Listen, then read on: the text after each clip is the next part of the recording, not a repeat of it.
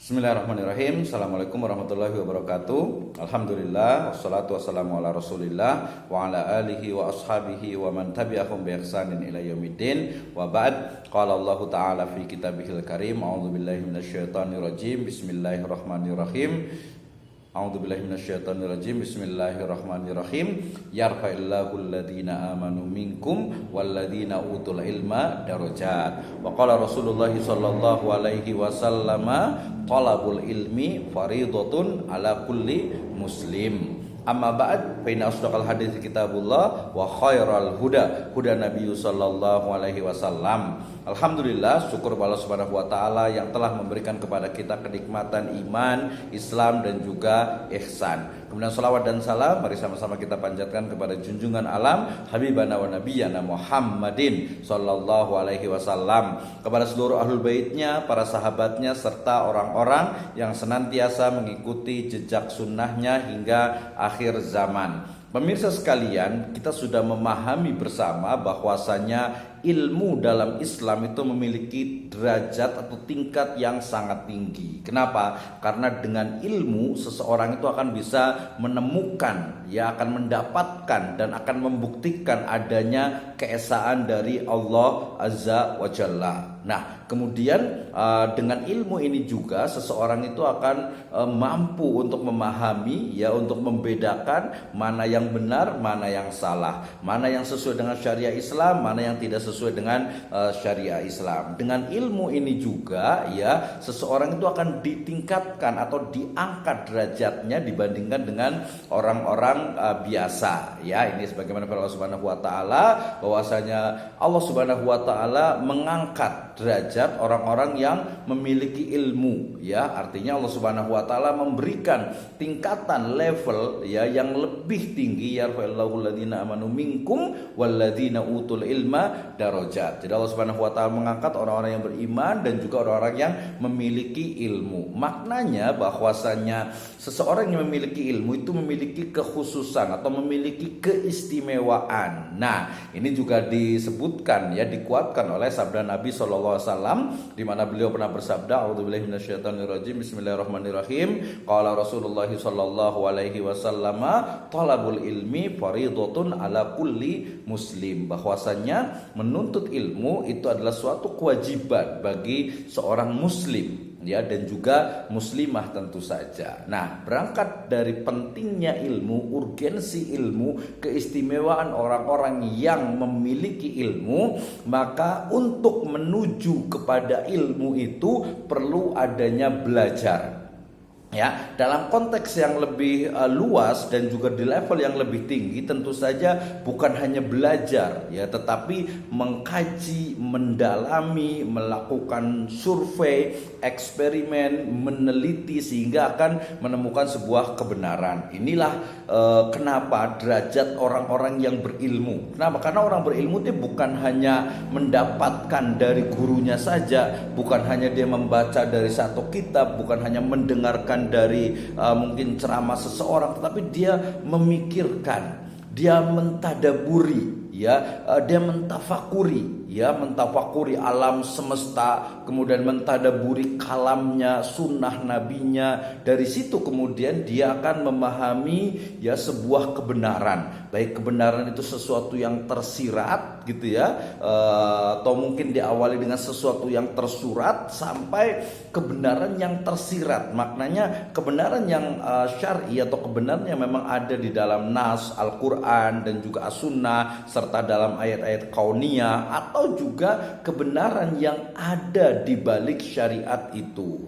Ini tentu level di mana seseorang itu memahami dari maqasidus syariah, maksud dan tujuan syariat. Seseorang yang memahami mulai dari belajar, mungkin pertama tentu saja kepada gurunya, membaca buku, melihat video, datang langsung ke majelis ilmu. Setelah itu kemudian dia membaca kembali, murojaah kembali, kemudian memikirkan kembali, mengkaji kembali, kemudian mengkomparasikan ya dengan pendapat-pendapat yang lainnya, kemudian melihat dari referensi-referensi yang lainnya, sehingga kemudian dia menemukan bagaimana pola-pola pemikiran, manhaj ya, metode dalam berpikir para ulama itu, kemudian juga memahami bagaimana metode manhajul istihad, metode dalam menetapkan hukum dari masing-masing madhab, dari masing-masing imam, dari masing-masing ulama, sehingga kemudian dia bisa menyimpulkan bahwasanya oh ternyata konteks misalnya latar belakang politik, latar belakang pemikiran, latar belakang guru, latar belakang sosial, budaya itu akan sangat mempengaruhi dari pemikiran seseorang, sehingga kemudian kita pun akan menemukan juga dan bisa membedakan mana yang disebut dengan syariah, yaitu sesuatu yang qat'i yang ada di dalam nas Al-Quran As-Sunnah, dan juga mana yang fikih, yaitu tafhimul mujtahidin ala nusus minal Quran was Sunnah. Nah, dengan ini ya, dengan mentadaburi kalamnya, sunnah nabinya, kemudian mentafakuri alam semesta ya, ayat-ayat kauniyahnya, kemudian memikirkan dengan penuh kesungguhan ya, disertai dengan kematangan spiritual, maka diharapkan seseorang itu akan mampu untuk menjadi betul-betul seorang ahli ilm ya, seorang ahli ilmu yang bukan hanya dia ta'assub kepada kelompoknya saja, bukan hanya taklid kepada guru-gurunya saja, tetapi dia betul-betul memahami ya secara detail dari setiap sendi syariah yang ada. Bahkan dia sampai kepada level di mana memahami intisari dari syariah, yaitu istislamu lillahi bitauhid wal inqiyadu lahu bitta'ah wa bara'atu minasyirki wa ahli ya. Dia sampai kepada level bahwasanya ujung puncak dari ilmu itu adalah ketundukan, patuh secara total kepada Allah Azza wa Jalla, sehingga kemudian ini menjadi karakter ahli ilm, menjadi karakter bagi ahli ilmu. Nah, tentu saja konteks ilmu dalam Islam bukan hanya yang sifatnya ilmu qauliyah seperti tadi saya sebutkan ya. Justru Islam ya, Islam itu memberikan bagaimana ya, tadi saya sebut dengan tadabur kalam dan sunnah nabinya, kemudian tafakur alam semesta, ayat-ayat kauniyahnya, yang itu akan menunjukkan bagaimana ilmu yang sebenarnya atau ilmu yang merujuk kepada paradigma, kepada perspektif, kepada world of view dari Islam. Sehingga dengan ini diharapkan ya, para ahlul ilm dan orang-orang yang talibul ilm, yang berusaha untuk menuntut, mencari, mendapatkan tambahan dari ilmu, itu akan terus berusaha, tidak berhenti hanya mendengarkan dari ustadznya, mendengarkan dari gurunya, membaca hanya buku-buku yang dari kalangannya saja, tapi membuka, open our mind ya, membuka pemahaman kita terhadap berbagai fenomena yang ada, kemudian juga bagaimana peristiwa-peristiwa kekinian dan juga alur yang mungkin akan membedakan antara satu zaman dengan zaman yang lainnya. Perubahan zaman juga akan memberikan satu wawasan baru kepada para ahlul ilm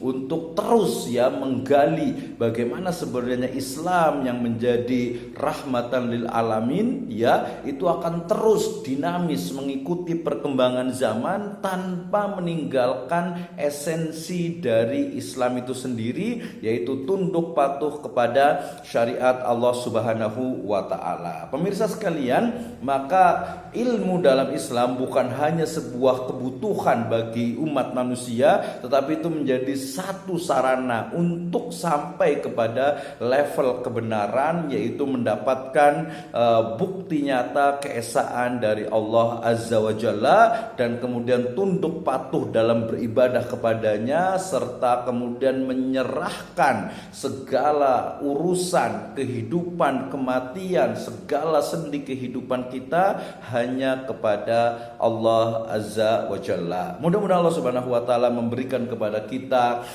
hidayahnya sehingga mampu untuk menjadi ahlul ilm, atau minimal kita menjadi talibul ilm yang terus berusaha untuk menambah, memahami, mempelajari dari ilmu yang datang dari Allah Subhanahu wa taala, dan ilmu itu adalah nur, ilmu itu adalah cahaya, maka dengan ilmu yang ada itu akan memberikan penerangan kepada kita tidak hanya di dunia ini saja tetapi juga nanti di akhirat sana. Mudah-mudahan Allah Subhanahu wa taala senantiasa memberikan hidayah dan inayahnya kepada kita semuanya. Wallahu a'lam bishawab. Demikian, assalamualaikum warahmatullahi wabarakatuh.